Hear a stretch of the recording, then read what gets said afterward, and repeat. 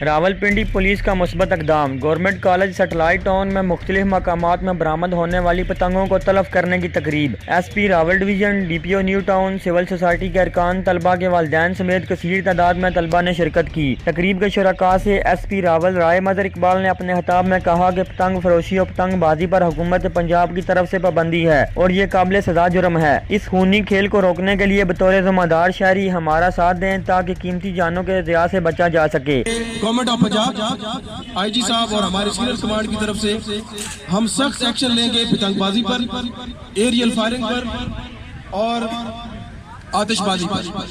آپ سے ریکویسٹ ہے کہ عوام سے ریکویسٹ ہے کہ پولیس کے ساتھ ملیں، ہاتھ سے ہاتھ ملائیں اور لوگوں کی جانوں کو محفوظ بنائیں۔ تقریب میں شہریوں نے بھرپور تعاون کا یقین دلایا۔ اس موقع پر طلبہ نے رضاکارانہ طور پر پتنگیں تلف کرنے کے لیے پولیس کے حوالے کی۔ اس کا بڑا شکریہ ادا کرتا ہوں کہ انہیں یہ سٹیپ اٹھایا ہے اور یہ جتنے بھی ہیں پتنگ بازیاں ختم کریں گے آج۔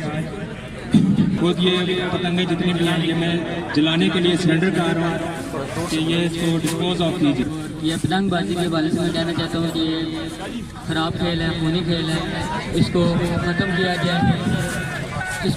جائے اور میں یہ گائیڈس دے رہا ہوں تاکہ یہ خود پھاڑ ہوں اور خود اپنے آپ سے سینٹر کر رہا ہوں تاکہ یہ آگے کسی کا خون اور نہ کرے۔ لوگ اس بچے بھی کنڈیمڈ کرتے رہے اس پتنگ بازی کو اور یہ جان لیوا جو کھیل ہے اس کو ختم کرنے میں ہمارا ساتھ دیں، پولیس کا ساتھ دیں۔